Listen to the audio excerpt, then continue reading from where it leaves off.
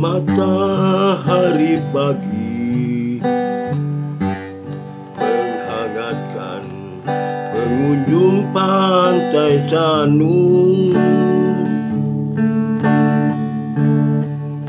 Nahoda dan penumpang bergegas menuju tujuan Nusa Dua.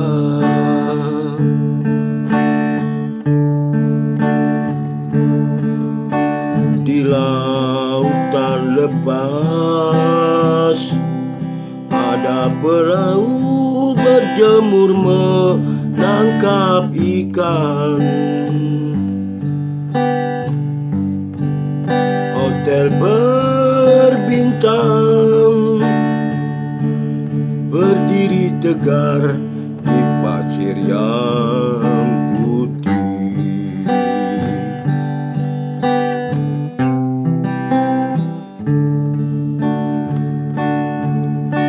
Penjual makanan,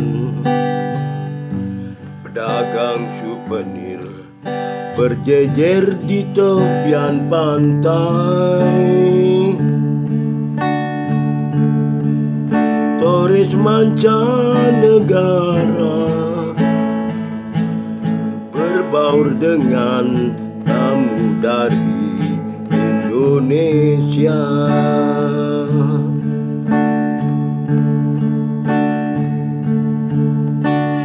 Yang mandi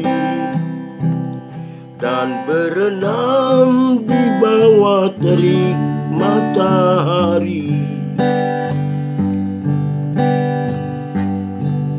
Begitu setiap hari